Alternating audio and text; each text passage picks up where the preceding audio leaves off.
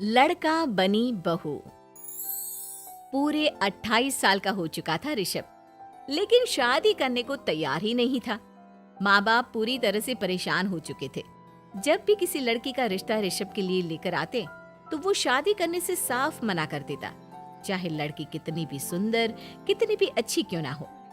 ऋषभ के माँ बाप को इसकी वजह समझ में नहीं आ रही थी। अरे ऋषभ बेटा, अच्छी खासी नौकरी लग गई है, दिखता भी इतना अच्छा है। आखिर बात क्या है, तुझे शादी क्यों नहीं करनी?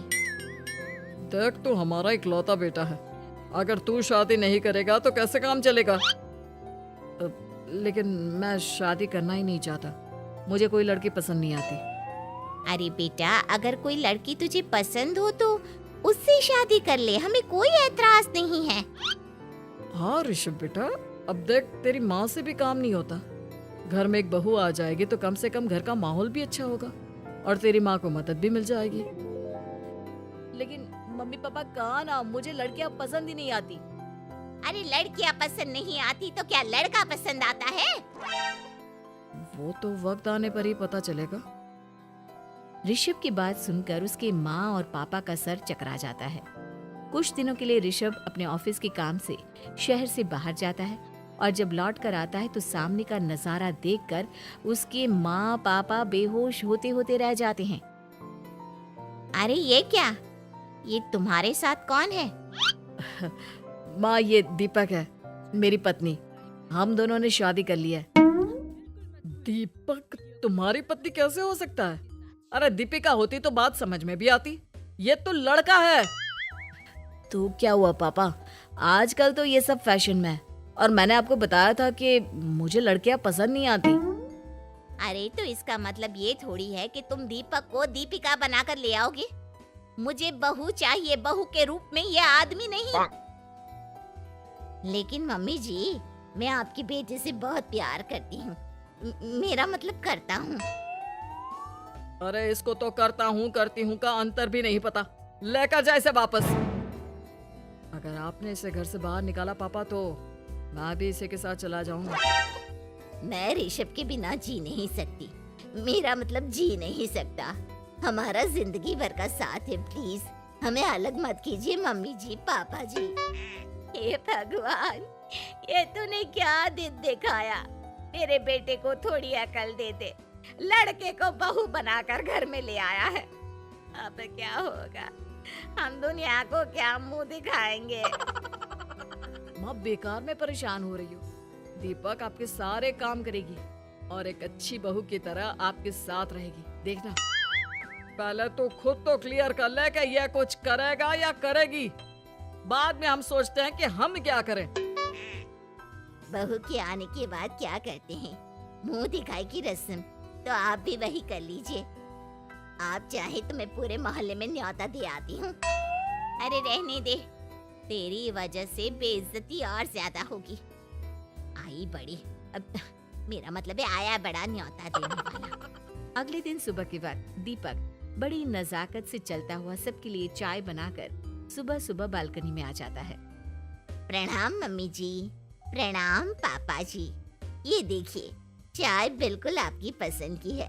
मुझे ऋषभ ने सब कुछ बता दिया था कि आपको क्या क्या पसंद है। हे भगवान, ये सब क्या हो रहा है? ये क्या नौटंकी है? नौटंकी कहाँ है? माँ देखिए तो, मेरा दीपक आपका कितना ख्याल रख रहा है। लाओ, अब जो भी है, जैसी भी है, चाय पियेंगे ही सही। थोड़ी देर के बाद, वैसे दीपक, चाय तो तुमने बहुत अच्छी बनाई है। चलो, कुछ तो अच्छा हुआ। अगले दिन, अजी सुनते हैं, आज पैरों में बड़ा दर्द हो रहा है। लग रहा है घुटनों में फिर से कुछ न कुछ प्रॉब्लम हो रही है। डॉक्टर ने वो दवाई दी थी, उसकी मालिश करो ना अपने घुटनों पर, आराम मिल जाएगा। वो क्या है ना, खुद के हाथों से ठीक से मालिश नहीं हो पाती। अरे मम्मी जी, आपको परेशान होने की क्या जरूरत है? मैं हूँ ना, लाइए, मैं आपके पैरों पर मालिश कर देता हूँ। मेरा मतलब कर देती हूँ। अरे रहने दे, रहने दे। घर में बहू होती तो सेवा करती, यहाँ तो आदमी बहू बनकर बैठा हुआ है। मम्मी जी नाराज मत होइए, एक बार मुझे मौका तो दीजिए आपकी सेवा करने का।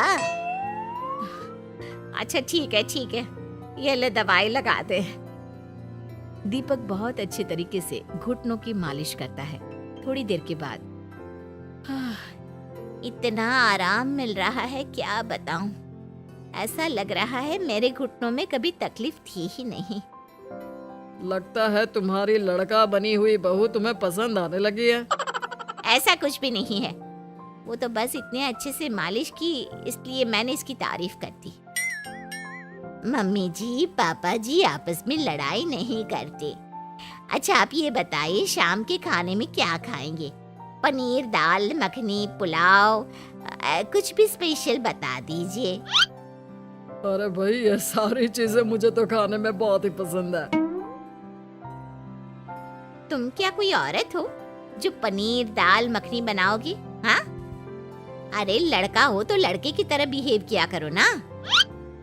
भले ही मैं लड़का हूँ तो क्या हुआ, अब तो मैं ऋषभ की पत्नी और आपके घर की बहू हूँ, तो मुझे उसी तरह से रहना पड़ेगा ना।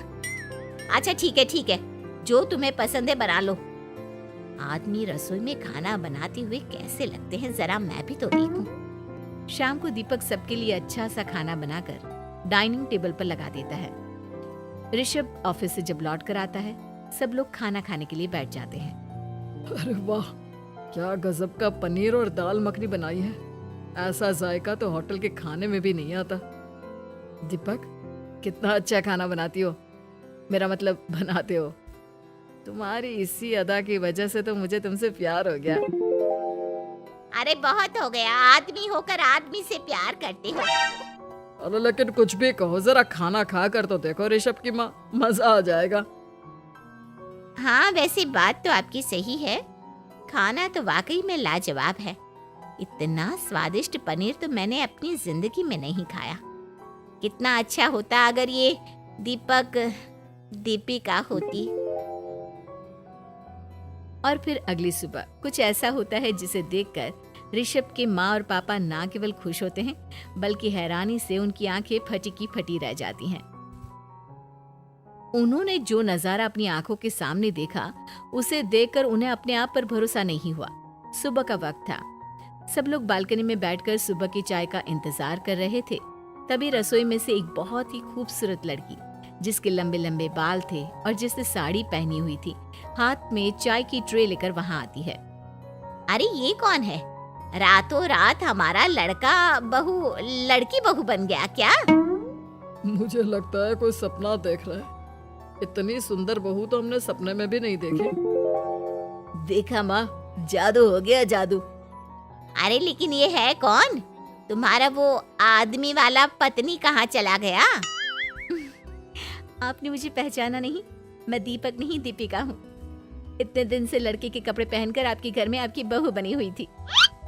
माँ ये दीपक नहीं, दरअसल ये दीपिका थी, लेकिन इसे लड़कों की तरह रहने का शौक था और इसे लड़की की तरह रहना मंजूर नहीं था, इसलिए मैं इसे लड़के के रूप में आपकी बहू बनाकर यहाँ ले आया। तो फिर अचानक ये उसका हृदय परिवर्तन और रूप परिवर्तन कैसे हो गया? वो क्या है ना, मुझे बाद में एहसास हुआ कि आप लोग इस बात को लेकर बहुत दुखी हैं कि आपकी बेटी ने एक लड़की के साथ शादी की है, इसलिए मैं अपने असली रूप में वापस आ गई। हमने कोई पुण्य कर्म किए होंगे जो तुम्हारे जैसा, मेरा मतलब तुम्हारे जैसी बहू मिली, इतनी खूबसूरत और इतना ख्याल रखने वाली। अगर आपको हमारी कहानियाँ पसंद आए, चैनल को सब्सक्राइब करें और बेल आइकन दबाना बिल्कुल मत भूलें। वीडियो को ज्यादा से ज्यादा दोस्तों के साथ शेयर करें।